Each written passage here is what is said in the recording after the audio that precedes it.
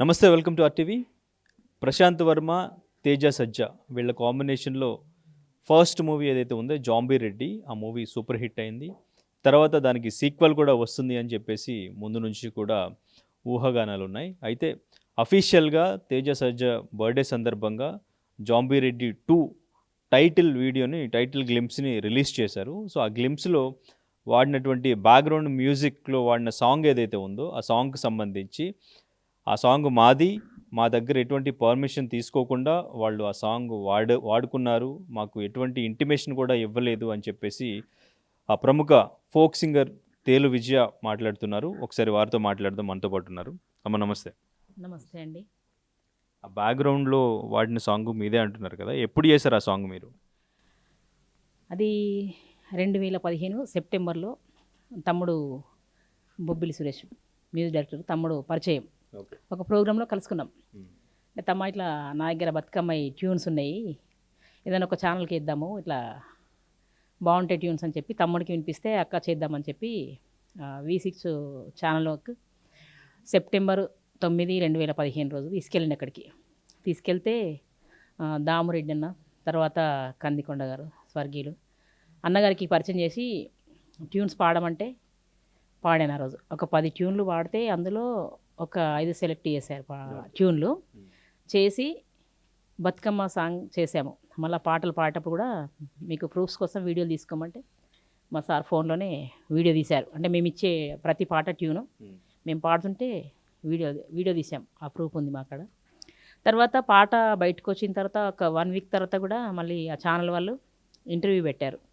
నాతో పాడిన తమ్ముడు కందుకూరు శంకర్ బాబు, నేను, మ్యూజిక్ సురేష్, తర్వాత కందికొండన్న అందరం కలిసి అంటే అందరికీ ఇంటర్వ్యూ పెట్టారు. అందులో కూడా ఇది మీ అమ్మమ్మ ఇచ్చింది అంటున్నావు కదమ్మా, పాటలు అంటున్నావు కదా, ఆ పాటలు నేనే ఇచ్చిందని చెప్పమని చెప్పి వాళ్ళు అన్నారు. ఎందుకంటే మీరు చెప్పుకోవాలంటే ఆ 2015లో అంటే ఇప్పటికి 11 సంవత్సరాలు. అప్పుడు ఇంటర్వ్యూలో కూడా చెప్పాను అది ట్యూన్ల గురించి పాడుకుంటూ ఒక్కొక్క పాట పాడుకుంటూ చెప్పాను. ఆ వీడియోలు కూడా ఉన్నాయి.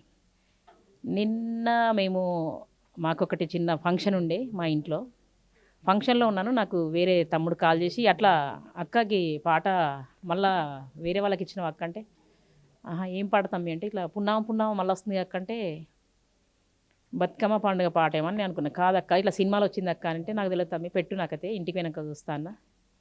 8-9 గంటలకు అట్లా మేము నైటు మా సార్ నేను చూస్తే సేమ్ అది మేము పాడిన ట్యూన్ ఒకటి పున్నామ అనేది. అప్పటి నుంచి ఇప్పటి వరకు 11 సంవత్సరాలు. మళ్ళీ లాస్ట్ ఇయర్ అప్పుడు కందికొండన్న ట్యూన్ ఇస్తే లిరిక్ రాసిండ్రు.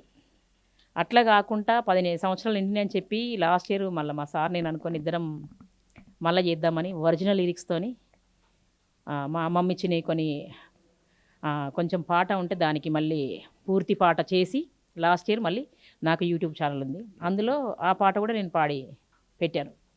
కానీ నిన్న చూసే వరకు మళ్ళీ అది ఆ సినిమాలో వచ్చింది జాంబిరెడ్డి 2 అంట. మరి పాట ప్రొడ్యూసర్ తీసుకొచ్చిర్రా, ఆ సినిమా ప్రొడ్యూసర్ తీసుకొచ్చిర్రా, డైరెక్టర్ తీసుకొచ్చిర్రా, ఆ సినిమా మ్యూజిక్ డైరెక్టర్ తీసుకొచ్చిర్రా, మరి పాట పాడిన ఆమె తీసుకొచ్చిందా, లిరిక్ అదని చెప్పి వేసిండ్రు. అది మాకు అసలు ఏమో అర్థం కావట్లేదు. ఎందుకంటే మా ప్రమేయం లేకుండానే ఆ పాట ఆల్రెడీ నిన్న బయటకు వచ్చింది. ఒకసారి పాడతారా పాట?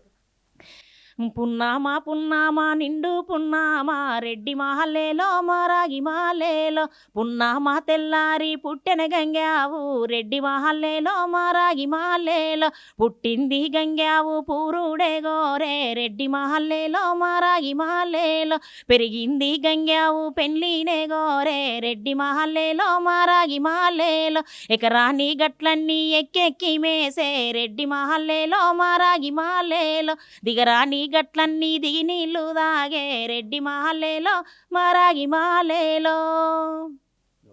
మ్యూజిక్ డైరెక్టర్తో మాట్లాడినట్టున్నారు కదా, ఏమన్నారు? అంటే ఏ మ్యూజిక్ ఇప్పటివరకు మాకు అంటే ఎవరికి గౌరహరి మ్యూజిక్ చేసిన పర్సన్ ఎవరైతే ఉన్నారో ఈ జాంబీ రెడ్డి 2కి ఆ మ్యూజిక్ డైరెక్టర్తో మాట్లాడారు. మాట్లాడండి. ఇందాక మాట్లాడితే ఏమంటున్నాడు అంటే, ఇది జనాల నాలుకలలో ఏమంటారు నాని ఉంది కాబట్టి పాడుకోవచ్చు అదని చెప్పి తను అంటున్నాడు. అంటే నాని నాని ఉంటే ఇప్పుడు అది తీసుకొచ్చింది అది మళ్ళీ ఎక్కడి నుంచో కాదు, మా అమ్మమ్మ పాడితే మేము తీసుకొచ్చినాం, 11 ఏళ్ళ కిందట వచ్చింది ఆ పాట. అంటే లేదు అప్పటి అంత ముందు నుంచి కూడా ఉంది పాట. అంటే మరి 2015కు ముందుంటే ఓకే, మరి ఒకసారి వెతకండి అని మేము అన్నాము. నేనంటే మా ఆయన చెప్పిండ్రు. ఆయన చెప్తే ఏమంటున్నాడంటే ఒకటి ఏసే నవ్వుల కట్ట మీద పాట ఉంటుంది, ఆ పాట, తర్వాత పొడుస్తున్న పొద్దు మీద ఈ పాట, ఈ పున్నమ పాట, 3 పాటలు ఇవి సేమ్ ఉన్నాయి కదండి, సేమ్ రిధం వచ్చేటట్టున్నాయి కదా అని చెప్పి, అంటే ఆయన రిధంలోకి ఆయన తెచ్చుకుంటాడు కానీ ట్యూన్లు ఆయనకు అన్ని ఈ 3 పాటలు సేమ్ అనిపిస్తున్నాయి అంట ఆయనకి. అంటే ఆయన మాట్లాడే విధానము ఇప్పుడు మేము చెప్పినట్టుగా ఇప్పుడు ఆ మ్యూజిక్ డైరెక్టర్ ఏంటి ఆయన మ్యూజిక్ చేంజ్ చేసుకొని ఇప్పుడు మా ట్యూన్ ఆయన మ్యూజిక్ చేంజ్ చేయొచ్చు. కానీ ఇప్పుడు మాకు అప్పుడు నేను పాడినప్పుడు మ్యూజిక్ వేసిన తమ్ముడు బొబ్బిలి సురేష్ ఉన్నాడు. ఆ తమ్ముడిని అడిగితే కూడా చెప్తాడు, అది నేను తీసుకొచ్చి తమ్ముడికి ఇట్లా ట్యూన్లు ఉన్నాయంటే తీసుకుపోయింది ఆ తమ్ముడే. ఆ తమ్ముడు ద్వారానే ఆ పాట చేసినాం. అప్పుడు ఒకసారి సురేష్ బొబ్బులకి కాల్ చేసి మాట్లాడతండి. తమ్ముడు నమస్తే. తమ్మ నేను ఇట్లా ఆర్టీవీ దగ్గరికి వచ్చిన, ఇక్కడ వీళ్ళు మాట్లాడుతున్నారు. ఇప్పుడు మనము ఆ రోజు బతుకమ్మ సాంగ్ చేసినాము, అప్పుడు మ్యూజిక్ మీరే కదా చేసింది? అవునవును అక్క, 2015 కదా. అవును తమ్మ. ఇప్పుడు ఆ పాట వేరే సినిమాలో పెట్టిండ్రు. మేము ఆ సినిమా మ్యూజిక్ డైరెక్టర్తో మాట్లాడితే మాకు వేరే ఆమె ఇచ్చింది, ఆమెదే అని చెప్పింది. ఇది జనాలు విని ఉన్న పాట కదా అని చెప్పి, పొడుస్తున్న పొద్దు మీద, తర్వాత ఒకటి ఏషనాగుల కట్ట మీద, ఈ పున్నమ ఇవన్నీ ఒకటే రిధం వచ్చేటట్టున్నాయి కదా అంటాడు. అంటే ఆయన రిధంలుగా తెచ్చుకొని ఒకటే రిధం అని చెప్తున్నాడు తమ్మ. ఒకసారి ఇప్పుడు ఈ ట్యూన్లు అయితే అప్పుడు నీకే కదా తమ్మ, నీకు చెప్పి నీ ద్వారానే కదా ఇది మనం బతుకమ్మ పాట చేసింది? అవునవును అక్క, అప్పుడు 2015లో నేను అంతకుముందు V60 చేసినప్పుడు ఆ ఇయర్ లో దామోదర్ రెడ్డి గారు, అంకన్ రావు గారు పాట కావాలి ఒకటి బతుకమ్మ అని అంటే, వెతికే ప్రాసెస్ లో మీకు ఫోన్ చేస్తే మీరే తమ్మ ఇది ఉంది ఒకసారి విను అని అంటే, విని చాలా బాగుంది అక్క, ఈ పాట కావాలి రండి అని పిలిపించుకున్నాం అక్క. అదే అప్పుడు కందికొండ రాసిండ్రు లిరిక్స్, మన కందికొండకే కదా ఇచ్చింది. అవునవును, ట్యూన్ అయినాక కందికొండ అన్నకి ఇస్తే అన్న రాసిండు. అవునవును అక్క, ఈ పాట అయితే మీరు తీసుకొచ్చి ఇచ్చింది అక్క నాకైతే. తమ్ముడు ఒకసారి మాట్లాడవా ఇక్కడ అన్న? ఇప్పుడు ఫోక్ ఇండస్ట్రీ నుంచి ఇటువంటి మంచి సాంగ్స్ అన్నీ కూడా బయటకు వస్తూ ఉన్నాయి. సో వాటన్నిటిని కూడా ఇప్పుడు ఈ మధ్య కాలంలో మ్యూజిక్ డైరెక్టర్స్ వాళ్ళకి నచ్చినట్టు సినిమాల్లో పెడతా ఉన్నారు. అంటే వీళ్ళ పర్మిషన్ కానీ వీళ్ళకి ఒక ఇంటిమేషన్ కానీ లేకుండా అలా ఎలా పెడతారు? అంటే యాజ్ ఏ మ్యూజిక్ డైరెక్టర్గా మీరు చెప్పండి, అసలు ఎలా తీసుకుంటారు? అది తీసుకోవడం కరెక్టేనా? అంటే ఎవరైతే దాన్ని సేకరించి తీసుకొని దాన్ని అంటే మరుగున పడిపోయిన దాన్ని తీసుకొని దాన్ని ప్రజలకు అంటే జనాలకు తీసుకెళ్లాలని అనుకుంటారో వాళ్ళ దగ్గర నుంచి పర్మిషన్ తీసుకొనో, లేకుంటే వాళ్ళతోని పాడిపోయడమా, లేకుంటే వాళ్ళతోని రాయించడమా, వాళ్ళకి ఏదో రకంగా క్రెడిట్ ఇచ్చి వాళ్ళని కొలాబ్ చేసుకొని చేస్తే దాంట్లో తప్పు లేదన్న. ఎందుకంటే మన తెలంగాణ సంస్కృతి నుంచి వచ్చిన పాటలను మెయిన్ స్ట్రీమ్ దాంట్లోకి రావడం ఆనందమే, కానీ ఇన్ఫార్మ్ చేయకుండా చేయడం అనేది కొంచెం బాధాకరం. Okay, right. అంటే ఇప్పుడు ఆ మ్యూజిక్ డైరెక్టర్ అంటే వీళ్ళకి క్రెడిట్ ఇవ్వాలంటారా? వీళ్ళకి అంటే సాంగ్ మాదే అంటున్నారు, సో వీళ్ళకి ఎటువంటి న్యాయం జరగాలి? మ్యూజిక్ డైరెక్టర్గా వీళ్ళకి న్యాయం జరగాలంటే ఏం చేయాలి? నాకు తెలిసి ఆ పాట తెలుగు అక్క తీసుకొచ్చి 2015లో, అంటే ఇప్పుడు ఆల్మోస్ట్ 11 సంవత్సరాలు అవుతుంది. అవును, 11 సంవత్సరాల క్రితం ఆ పాట తీసుకొచ్చి మేము చేసి కొలాబరేషన్ లో చేసి అక్క పాడి యాక్టింగ్ చేసి 2015లో V6 అనే ఛానల్ త్రూ రిలీజ్ అయింది. ఆ పాట పెద్ద హిట్. ఇప్పుడు బతుకమ్మ వచ్చిన ఆ పాట అద్భుతంగా అంటే నెంబర్ 1 ట్రెండింగ్ లో ఉంటది బతుకమ్మ వచ్చిన. 11 సంవత్సరాలు అయినా కానీ స్టిల్ ట్రెండింగ్ లో ఉంది ఆ పాట. సో ఆ పాట నాకు తెలిసి అక్క త్రూవే ఆ పాట బయటకు వచ్చింది. అది ఆ పాటని బయటకు తీసుకొచ్చింది అక్కనే కాబట్టి అక్కకు ఖచ్చితంగా న్యాయం జరగాలి. అయితే నాకు కంపోజర్ గౌరీహరన్ గారు తెలుసు, నాకు తెలుసు. ఆయన నేను అనుకునేది ఏంటి అని అంటే, నాకు తెలిసి ఆయనకు ఇన్ఫర్మేషన్ లేకుండా ఆయన విని ఉన్నారా లేదా నాకు తెలియదు. ముందు పాట రిలీజ్ వాళ్ళు చేసుకునే ముందు వినున్నారా లేదా నాకు తెలియదు, కానీ ఇన్ఫర్మేషన్ ఉంటే ఆయన అట్లా చేయడం తప్పే. నాకు తెలిసి ఆయనకి ఇన్ఫర్మేషన్ ఉండదు అనుకుంటున్నా. ఎవరైతే వెళ్ళి ఇంకొక అక్క వాళ్ళు ఉన్నారు కదా, ఆ అక్క వాళ్ళు అంటే ఇది ముందే చెప్పుకున్నా బాగుంది, ఇది రిలీజ్ అయ్యింది, ఇట్లుంది, ఇక్కడ రిలీజ్ అయ్యింది, ఇట్లా ఆల్రెడీ వేరే ప్రైవేట్ ఛానల్లో రిలీజ్ అయ్యి పెద్ద హిట్ అయి ఉంది, సో దీన్ని మరి పెట్టుకోవచ్చా అని ముందే డిస్కషన్ చేసుకుంటే బాగుంది అనిపించింది. Okay okay. ఆ టెలివిజన్ అక్కకు ఫోన్ చేస్తే అక్క కూడా మంచిది, ఓకే.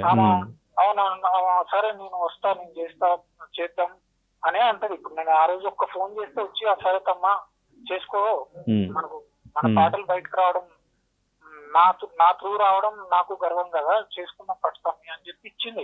అదొక్క పాట కాదు, రీసెంట్ గా ఏడుపు కాగితం కోసం కూడా పిలిస్తే వచ్చింది అక్క, వచ్చి నాకు కొన్ని పాటలు వినిపించింది, నేను చేసిన ఒక పాట అక్కతో పాడిపించిన.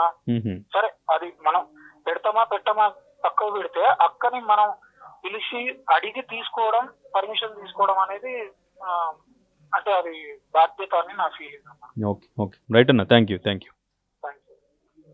ఓకే సరే, ఇప్పుడు అంటే మీకు ఎటువంటి న్యాయం కావాలనుకుంటున్నారు? న్యాయం అంటే ఇప్పుడు మాకు అందులో తమ్ముడు చెప్పినట్టు అసలు మాది పేరు ఊరు లేకుండా పోయింది. ఖచ్చితంగా మేమైతే లీగల్గానైనా మంచిదే, మాకు న్యాయం జరిగే వరకు ఖచ్చితంగా నేను కొట్లాడతా. ఎటువంటి న్యాయం కావాలి మీరు చెప్పండి. పాటకు గౌరవం దక్కాలి, ఆ పాటలు లిరిక్స్ ట్యూన్స్ తెలివిజేవి ఆమెకి ఇచ్చేయాలి. పూర్తి రైట్స్ మీకే ఉన్నాయి. పూర్తి రైట్స్ కూడా దానికి సంబంధించిన మూవీలో కూడా మన పేర్లు కానీ మనదే వాడుకోవాలి. వాళ్ళు ఎప్పటికైనా వాళ్ళు పొరపాటు జరిగినందుకు క్షమాపణ చెప్పాలి. మన పర్మిషన్ లేకుండా చేయడం సరే, ఆమె తీసుకొచ్చింది కావచ్చు, ఆమె తీసుకొచ్చి ఇచ్చింది పాట అని చెప్పేసి ఆయన అంటున్నాడు. తీసుకొచ్చి నాగవ్వ అనేట ఆమె తీసుకొచ్చి ఇచ్చింది, మా పూర్వీకుల దగ్గర నుంచి ఆమె వచ్చింది. అంత 1 year కూడా 1-2 years కూడా వస్తలేదు మార్కెట్లోకి వచ్చి ఆమె వచ్చి. ఇది 11 సంవత్సరాల కింద పాట. ఆమె 2 సంవత్సరాలు ఆమె ఎట్లా లీడ్ చేయగలుగుతుంది? చేయలేదు కదా. ఆమె ఏది చెప్తే అది చేస్తే కరెక్ట్ కాదు కదా. అట్లా ఆమెకు మీడియా గురించి తెలియదు కాబట్టి ఆమెకు తెలియదు, తెలిసిన వాళ్ళు ఆయన చెప్పాలి కదా. ఇప్పుడు వీళ్ళకి తెలుస్తుంది కదా మీడియా అంటే ఏంటిది, అంటే సోషల్ మీడియా ఎట్లా ఉంటుంది. ఆమె పాట ఇచ్చింది, ఆ పాట మరి ఇచ్చింది అది కరెక్టేనా కాదా, ఈ వరకు సోషల్ మీడియాలో ఉందా లేదా ఒక్కసారి సెర్చ్ చేసుకుంటే అయిపో. పున్నామా అని కొడితే వస్తుంది యూట్యూబ్లో. అది కూడా చేయలేకుండా డైరెక్ట్ పాట రిలీజ్ చేయడం చాలా బాధాకరంగా ఉన్నది. అంటే ఇప్పుడు మీకు క్రెడిట్ ఇస్తే మీ పేర్లు వేస్తే సరిపోద్ది అంటారా? దాన్ని కంపల్సరీ ఇవ్వాలి, దానికి క్షమాపణ చెప్పాలి. మాకు తెలియకుండా చేసిరు కదా, మా అత్యుత్తాన్నే దోసుకున్నట్టు అయిపోయింది. ఇక్కడ ఉనికి లేకుండా పోయింది. లేకుంటే లీగల్గా కంపల్సరీ. మ్యూజిక్ డైరెక్టర్ ఏమంటున్నారు? మ్యూజిక్ డైరెక్టరు ఇది నాని ఉన్నది పాట, అందుకొరకే నేను ఆమె ఇస్తే పెక్యులర్గా ఉంది, నేను చేసిన అట్లా ఇట్లా అంటే పాట బాగుంటే చేస్తావు. పాత పాటలు కూడా ఇంకా మూవీలో చాలా పాటలు ఉన్నాయి, ఆమె అది తీసుకొచ్చి పాడుతుంది, అది అట్నే చేస్తావా? ఇప్పుడు పాట ఎక్కడి నుంచి వచ్చింది, ఎప్పుడు వచ్చింది, అదంతా చూసుకోవాలి కదా. నువ్వు ఎగ్జామ్ ఇస్తే అది కరెక్ట్ కాదు కదా. ఆయన అట్లే చెప్తున్నాడు. మాట్లాడితే మా టీం మెంబర్స్తో మాట్లాడున్నారని ఒక నెంబర్ పాస్ చేసిండు, చూద్దాం వాళ్ళు ఏం మాట్లాడతారు.